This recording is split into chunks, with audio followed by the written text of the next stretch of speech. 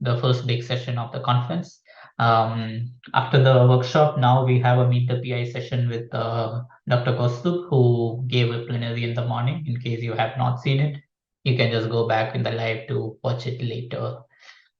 So Koustubh holds many hats. He's with us now to discuss a bit about his career trajectory and the path that his research has taken him. I guess I can start maybe by asking some questions, and then we can see what happens. So if you have any questions for them, you can post in the YouTube chat, and then I'll ask as they come in. So, Koustubh, nice to have you here. Thank you. I Thank guess you. my first question is, I saw that you had a master's in physics, and then, and then you shifted to a PhD in biology, and I now did. I guess the other end into Yeah. conservation and snow leopard. Before we go in, I must mention that I think you're the first plenary we have with such a strong conservation foundation. So it's nice to have you here for that aspect also. Okay, so I'm glad to be here. An honor. Thank you. Thank you. so yeah, so how did you, why and how did you shift from physics to biology and So I think I learned late that I can do conservation or wildlife research without, or I can be, see, when I was growing up, especially around my school days, there were only two careers. You can either be an engineer or be a doctor. That's about it. That's where the world stopped. Anything outside that, like people would be so skeptical. They'll be concerned, like, "Oh, I hope you're all right. I hope you're thinking right," and so on. So I I got intrigued by wildlife field, and I'll just keep it very generic, be the idea of living in the forest or being in the wilderness. I got intrigued by it a year after I had already uh, taken my key subjects as mathematics. I was sort of not bad at it, which is why I thought, okay, this is what I would like to take. But going forward, my what I figured was that the only way for me at that time to get into wildlife was to get to what they call as the Indian Forest Services, for which you need one or two strong subjects. And that's where I found physics to be the most comfortable subject for me. So I thought maybe that's what I'll pick up. As luck would have it, while I was finishing my master's, I got to do a project on birds of the city of Bhopal, where I was studying. And as part of this project, I ended up doing a little software to do identify birds, a simple filter software, basically, where you give specific details of what the bird looks like, and then it tries to filter it down to what species you may have seen. When I was doing this project, I had sort of used some images from a book by the Bombay Natural History Society, and I wrote to them requesting this is what I'm using them for. They never gave me the permission, but they did come back saying that we have a project that no one else is taking up. And I was like, okay, I can even come and sweep floors if you want to, if I get to work with the Bombay Natural History Society. Anyway, they followed a procedure of they interviewed me, got me through certain exams, and then they said, okay, but study the four-horned antelope. And it turned out that nobody else was willing to study the species because they were all worried that you won't even get to see it. How will you study it? And again, I mean, I think to me, the most fascinating part was to be able to live in the forest for the next 3-4 years. And your morning to evening job was to just go and observe the animals. So I would have never said no to that. And again, I think I was really lucky. I think the species really cooperated, and I had roughly 1,000 sightings, several hours of observations by the end of it, behavioral observations as well as sightings based on transits and other things, which allowed me to at least finish my PhD. So yes, that's how I kind of made a shift.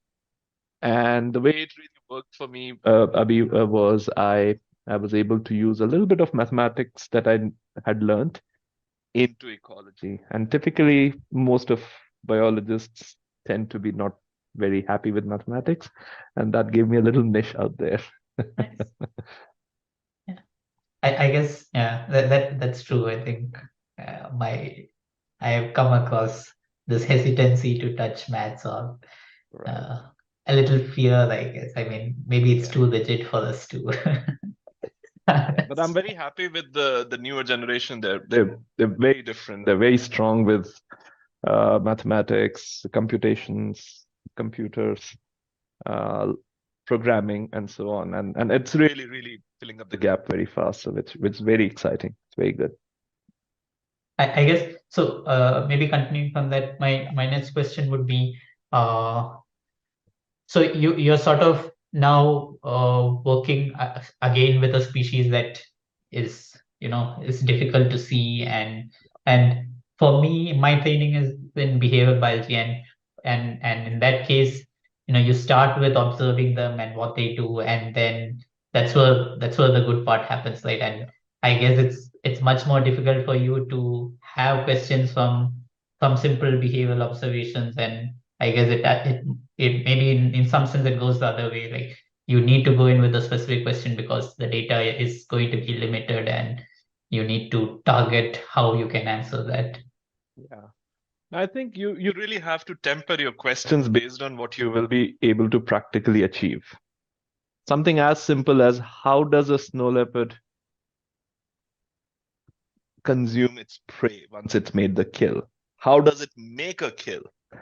These are questions that are going to take a while before we are able to answer them because we don't really get to see them making a kill that often.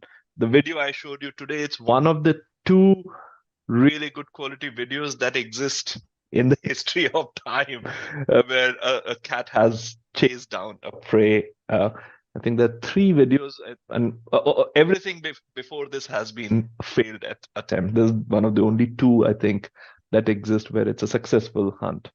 So you're right. So one has to be aware and cognizant of the fact that your data will be um, restricted and constrained by your limitations of not being able to make those live observations for extended periods of time.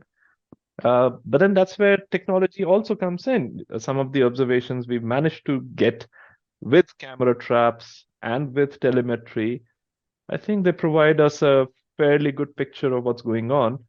And if you augment it with some of the hormonal uh, uh, hormone assessment studies with genetics, it kind of starts filling up the complete picture. But yes, there will be gaps which will only get filled in due course of time as things change, as we get better. I think let's see other question. Please. Yeah, thank you. No, as you say, with the new technology and with the new technique, it's getting easier and easier to reply to more questions. But it also raised the question of funding, because main part of these techniques are quite expensive very often. Absolutely. What's your feeling regarding the funding in general right now? Like, do you have more issues recently to get funding?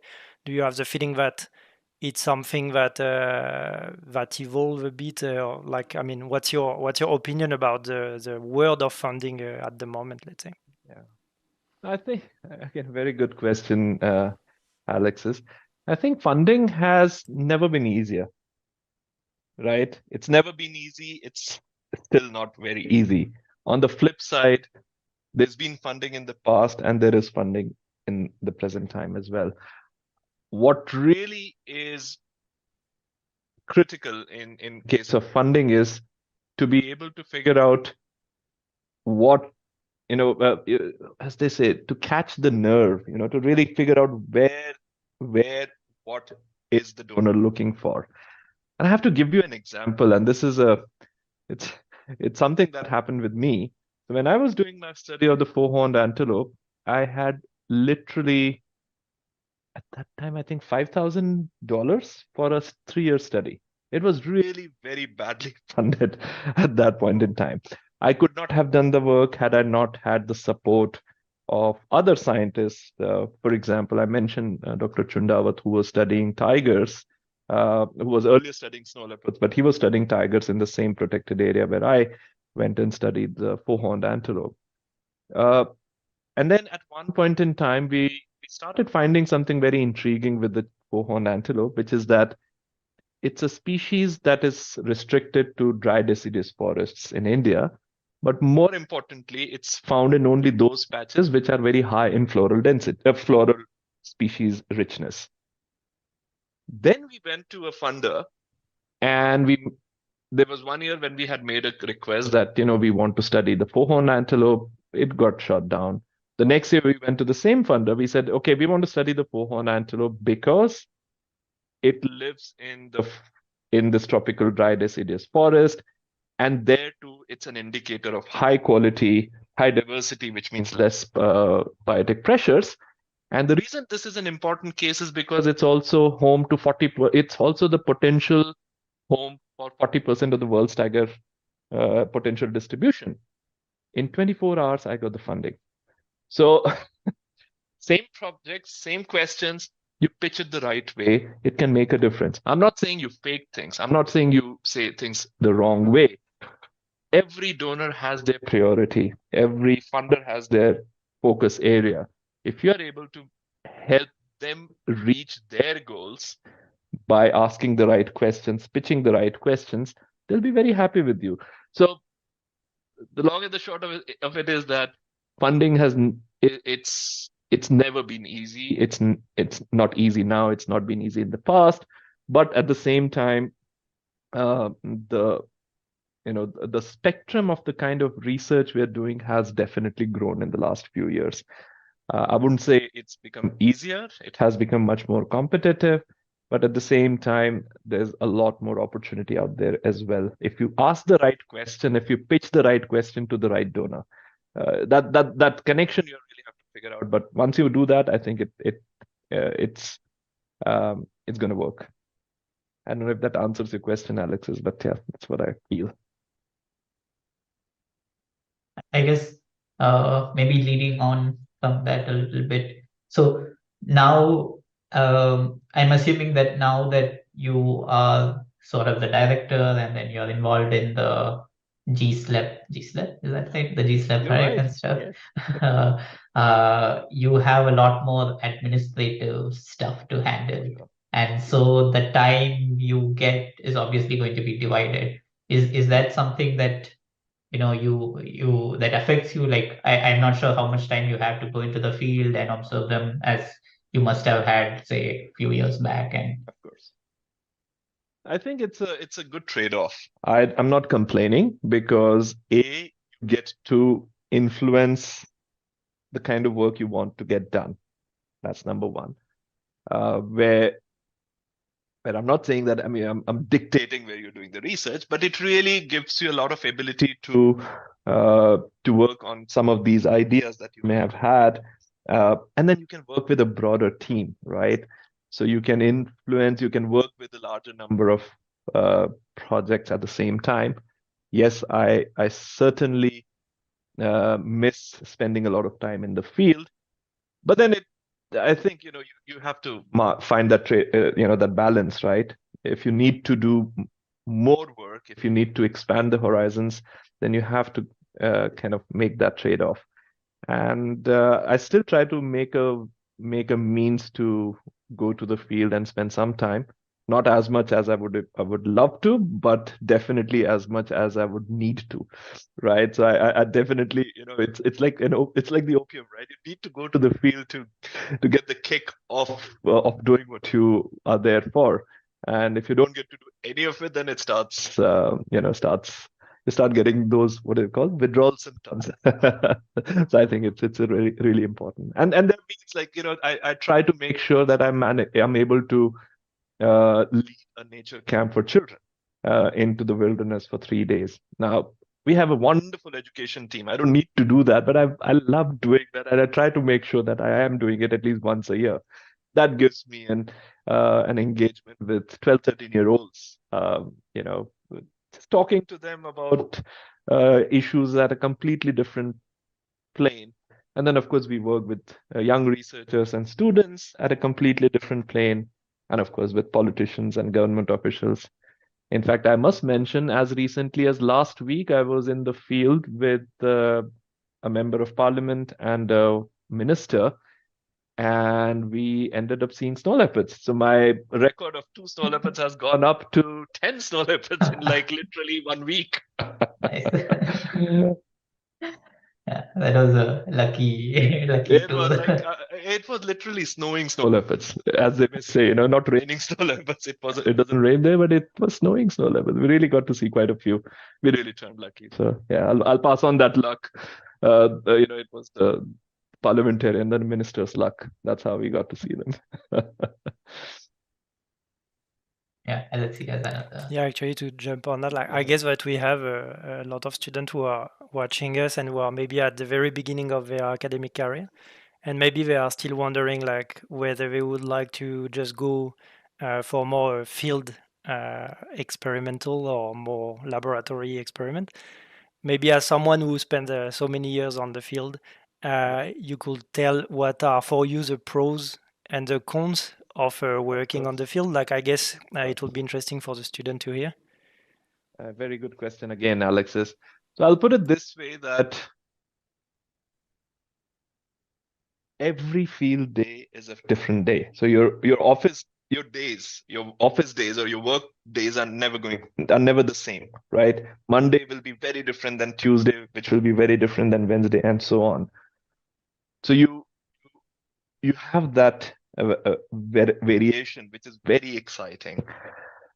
Having said that, field can also be extremely unpredictable. You can't predict that you go at 6 in the morning and you will have these observations and you'll come back. There have been weeks at times, and especially I remember my PhD days, sometimes even an entire week and no observation of what I was working there for.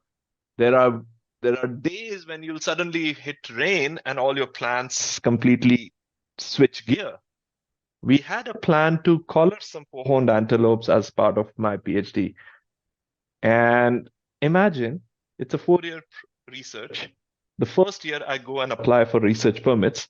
I get the permits in the last 6 months. So sometimes that level of uncertainty can come into play. These are things you cannot plan for very well. You can be sort of aware of what might happen, but you cannot plan for these, which is why it's really important to have plan B, plan C, plan D, plan E. And that's the fun part as well, that you have to really fight it out one way or the other,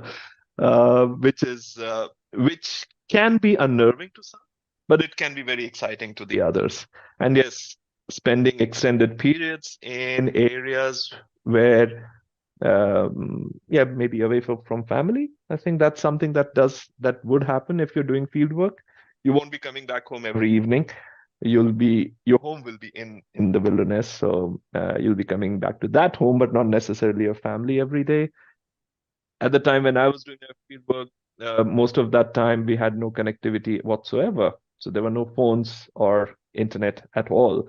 You would have one day to go and make a phone call or check emails with those dial-up connections in those times. So those are the challenges, but they also make it very exciting in the same breath, right? You have some very cool experience to come back and share and impress all your friends and family and others, right? I mean, I would always come back and have a few cool experiences to impress, your girlfriends, perhaps. You never know.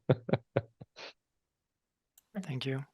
And did you have the feeling that actually the family part was something that was essential and so important in the success of your career? Like, do you have the feeling that without all this family support and the fact that you like, do you have the feeling that it would have been as easy in terms of career? So I have to mention, be it my parents or my partner now or my daughter, I think family support becomes extremely valuable. Had my parents not had they not had the faith in me not opting for engineering or doctor, being an engineer or a doctor, I wouldn't have been able to pursue it with the confidence that I managed to. Had my partner not been able to be to be all right with me traveling for extended periods, I wouldn't have been able to deliver what I was supposed to deliver. Yeah, my daughter, she's having all the fun, but yeah, even with her, I still travel. I don't travel as much, but I still travel. But again, had she not been so cooperative, it wouldn't have been possible. And yeah, right from when she was 3 months old, I remember I was supposed to go somewhere to give a talk, and it was like an open air setting, in the middle of a forest. There were some high profile visitors who had to talk about tigers and central Indian animals. And this little kid, of course, my partner was there. She just slept through my talk. Otherwise, she would be all the time, calling up. So I always say she's been one of the most cooperative family members as well. So I think, you can never overemphasize the value of family support. I guess, yeah, maybe I can switch gears a bit and Please. ask a little bit about, I guess, collaborations. And I guess the question is more on the lines of how do you go about finding new collaborations? Do you mainly network through conferences, or do you approach people who done something new and you read an interesting paper and you think whatever the method that they use might be useful for you, so you approach them directly? How do you? So it's a bit of a, it's a mixed bag. We definitely, conferences have been extremely valuable to network and build collaborations. I did mention this population assessment of the world's snow leopard. It's a massive initiative where we're trying to assess snow leopard populations from across the world. We have more than 70 collaborators on this, but the key collaboration that we set up right in the beginning to achieve this was, let's say, with the St. Andrews University.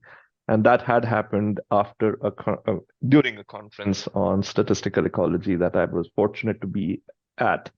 So yes, so starting from there, there have been collaborations where people have done some fascinating work. They've reached out, or we've done some work and someone's reached out. Can we work together on some of these issues? So that works too. So yeah, it's really a mixed bag, and social media. As frivolous as it may sound, I think it's an extremely powerful tool, whether it's Twitter or Facebook, Instagram nowadays, and even ResearchGate and LinkedIn. They're very, very powerful tools for networking, which a lot of a lot of us do look down upon, but I think they're very, very valuable tools out there, which really help networking at a scale that nothing else can possibly work. Yeah, I guess I think that ties in nicely with last year or the year before, I think we had some workshops on science outreach and how to use social media to better broadcast your research. And I think it's quite helpful. Like, you can easily browse through, and as long as I guess the algorithm is good enough for you, you can find something useful instead of getting bored. Is there something you follow when you use these platforms? Do you like post only about science, or post interesting stories or things that you think might be getting people? I'm a bit of a non-Catholic about it. I use them for almost everything. There'll be sometimes a few personal updates, sometimes work-related update. I definitely try to make threads, trying to simplify some of the research work that we may have published, because that really goes far, and it really helps connect to media and journalists who can then write stories which are much easier to read than our scientific paper many times.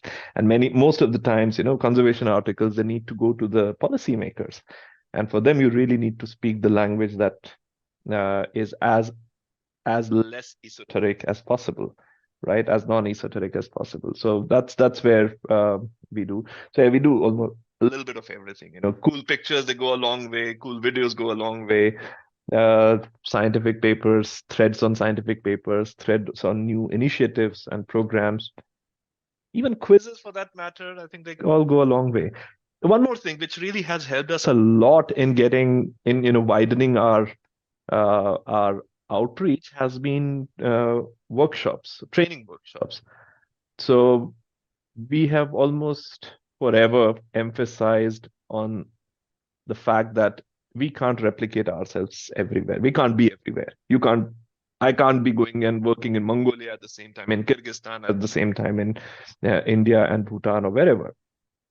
Whatever little I know, if I'm able to pass it on, to disseminate that knowledge in a way that it's kind of, it's replicable, it really goes a long way. So we do proactively invest a lot of our time in developing capacity building workshops, training modules, and off late, especially around COVID, we were able to do a lot of these content and then to put them for posterity online, like on as YouTube courses and so on. And that has really helped us reach out to people who I don't think we would have ever been able to reach out to otherwise. We receive an email from someone working in Madagascar on a rodent who saw some of our training videos and said, this is the method I realize will be so convenient for me to use for some of my research programs. So it really, that disseminating whatever little you know, so that you have the opportunity to do something extra and something new, but at the same time, build those connections. I think it goes a long way too. Yeah, I think Alexia. Yes, please, Alexia. No, actually, we were talking about COVID, and I was wondering, like, how much you've been impacted by the situation, like, because I guess you certainly been blocked to go on the field, and I was wondering, like, if you were still able to collect data. If not, did you have huge gap between, and like, for instance, observing something and then having to observe the same thing only 6 months later? Or... Yeah. So, COVID did affect. I think we should have probably been slightly more better prepared for something of this sort, which we were not. But on the flip side, I think we were able to adapt fairly quickly. For instance, we do have regular interactions with this global sort of a program, which is an intergovernmental alliance. We would have been severely impacted for 2 or 3 years when we could not meet in person, because this is where ministers come together, senior officials come together and take stock of what we've done over the last year and plan for what we plan to do and what we intend to do in the next year and so on. We were able to very quickly shift gears and set up a virtual, a virtual meeting venue, very similar to what you guys have here at Discord. And that idea did come from a similar conference that we were working on. But it really it was an entirely dedicated platform where people, there was a town hall, there were these different rooms, there were concierges that we had created. People could interact, have conversations with each other, reach out to each other as participants. So that really helped us sustain. We also use this time to get a lot of work written down, which, when you come constantly out in the field, you don't get that time and the opportunity. So that's where we were able to make some use. Yes, as everyone else, I think funding wise, the organization was impacted, but I think we definitely, waded through. And the good thing is, at least now, all the countries are accessible again, so you can travel and you can continue doing the field work. So roughly somewhere around the middle of 22, or actually early 20, from 2023, mostly all our field works resumed. But yeah, there was a bit of a, changing gears, shifting priorities, reorganizing, figuring out how do we move forward. Some of those things had to happen, and I think that's where I think this is a very famous statement, right? That it's not the fittest, but the most adaptable who survives. So I think our ability to adapt fairly quickly really worked in our favor, and we were able to survived through these 2 years of extreme torment, I think.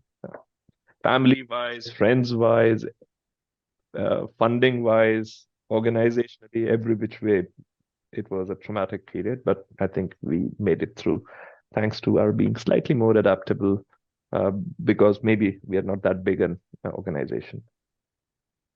I think David has a question. Please, David. Yes, I was wondering, as a conservation organization and conservationist, do you get resistance from any populations, farmers or sort of small towns to the reintroduction of snow leopards or encouraging the populations of them? Because we're having a debate in Scotland at the moment about reintroducing wolves, and it always seems that when you want to do something in that way, that there's someone who's going to be affected. Of course, for sure. There is, I think, wherever there's a predator and livestock or humans, there will be some negative interaction. So it's a given. It's how you deal with those interactions, how you can minimize the impact of those interactions, is what guides the future. In our case, fortunately, in case of snow leopards, we've never needed reintroductions. Snow leopards are there. They are. I think we lost.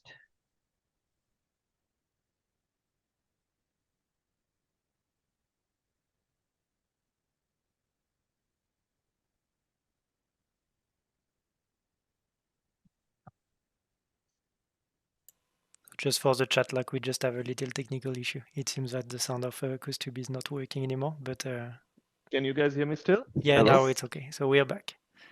Sorry.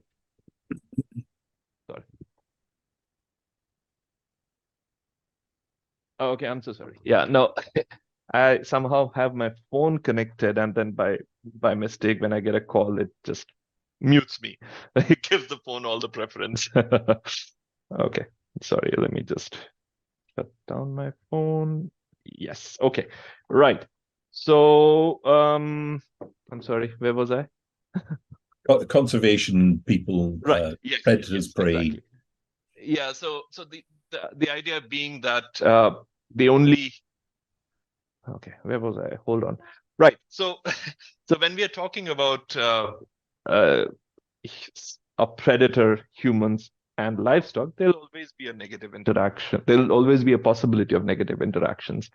So which is why our entire focus in those areas where we work is on working with communities to minimize negative interaction as much as possible, to mitigate negative interaction whenever that happens through either, as I mentioned, insurance programs, locally managed insurance programs, or other means to augment livelihood so that the losses do not become imperative.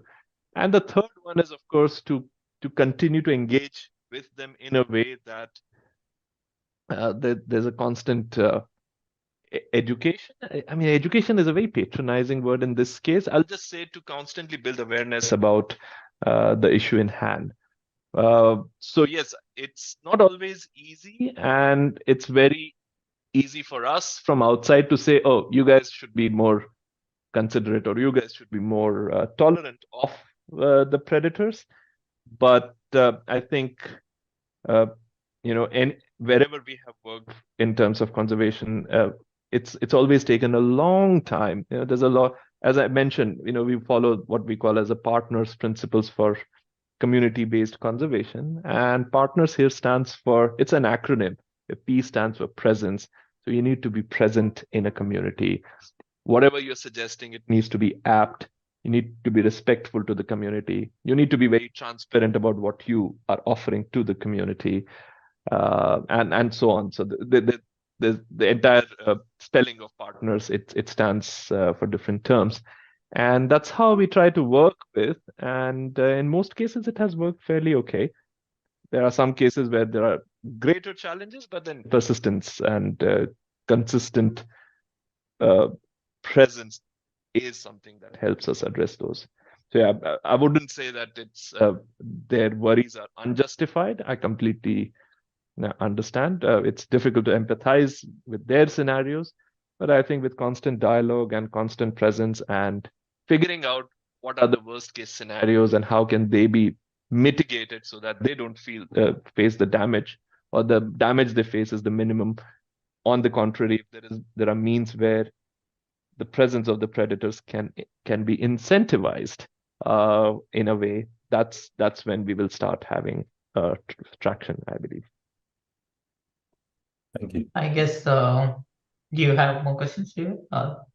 No, that answers the question. It's always an issue with conservation. It's even down to things like butterflies. It's making sure that the habitat is there, but that's going to cost some money. But it's exactly. And I must say, David, conservation has been quite coercive in many ways in the past. We have displaced people. We have taken away people's rights in their own land. We have threatened people with the worst possible ways in the name of conservation. So it's not that conservation has been a very, a very rosy picture or a very clean game in itself. Which is why I must mention that there's an alliance that we have been very closely involved with. It's called the Ethical Conservation Alliance. Please do look it up.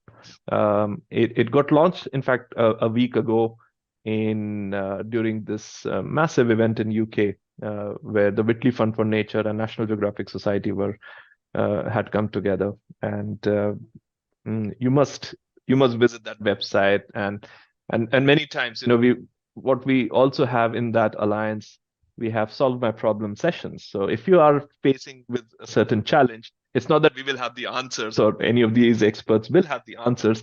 Sometimes just talking through and coming up with different perspectives can help solve a problem. So even that, those features are quite out there. And hopefully we'll be able to do a slightly better job than being very coercive as we have been in the past as conservationists. Yeah, it's ethicalconservation.net. So there are training programs there as well for conservationists, because many of us have never had the formal training in doing conservation the right way. We have grown up seeing, this is how an area should be protected, cordoned off, take people away, use guns and guards. That's how you have to protect. Maybe somewhere it works, but it doesn't work everywhere. In places, if you make an enemy of conservation, you're basically reducing the support you want for biodiversity conservation, and that's the last thing we want. So there's a very nice training program there as well. So if students are interested in pursuing it, taking it up, I'll highly encourage them to visit that site and even take the course if they can. Thank you. I guess we are almost reaching near the end, so maybe I ask one question and then we'll see. So I was wondering how do you manage your work-life balance? Do you actively plan out your day and month or something, or do you go with the flow, and if you adjust the time based on whether something is taking too much time, then you reduce it, and then? I wish I could give a really cool answer to that. Now, most of the times, how do I plan my day? I think I do try to identify key things that need to be done, which I would try my best to get done in the day. But then, there are a lot of things you have to just go with the flow as well. So things that just happen and they just come to on your head and you have to deal with them. So those things do happen as well. But as much as possible, I try my best to at least have those, those key deliverables that have to be done by the end of the day taken care of. Everything else you'll work around. You'll be okay to work around. So I guess that brings us to the end. Maybe we have a short rapid fire question round for you. Like ask 10 questions and hopefully For sure. we go through it fast. So the first one is your favorite model species, I guess. Model species. Yeah. Horned antelope. Like the Horned antelope. Okay. Your favorite field site? My favorite field site. Oh, the South Gobi, Mongolia. The favorite part about your daily research routine? Getting to work with amazing people. Your favorite journal for reading papers? My favorite journal for reading papers, Oryx. And your favorite journal for submitting papers? That's a difficult one. I mean, I think Oryx and biological conservation. Okay. One paper that really inspired you recently? Recently. Oh, the paper on that I mentioned about the forearm of the functional adaptation of the forearm of the snow leopard. I was fascinated by it. Yeah, I think you linked the paper on Discord also, so if people want did. to watch, they Yeah. can go Yeah. there. The most fun project that you did? The most fun project I did. In so many. I think the most fun project is when I get to work with children. Okay. And I guess one last question. One thing that you would prioritize to change in academia? That's a good one. Take out the whole idea of exams. Fair enough. Make it, yeah, I mean, I find it very difficult. How can someone regurgitate everything that they have learned in those 2 hours, 30 minutes, or whatever? Take that out, and yeah, I think that's one thing I would definitely change if I can. Okay, so that's all the time we have. Thank you so much for Thank you joining so much. us. And Such a pleasure. Thank you so much, David. Thanks, Alexis, and thank you so much, Abhi. Such a pleasure talking to you guys. Thank you. Bye-bye. so that's the end of this session. And I guess now we have a short break, maybe around 45 minutes or maybe 40 minutes before we start the next talk session 2. So see you all soon.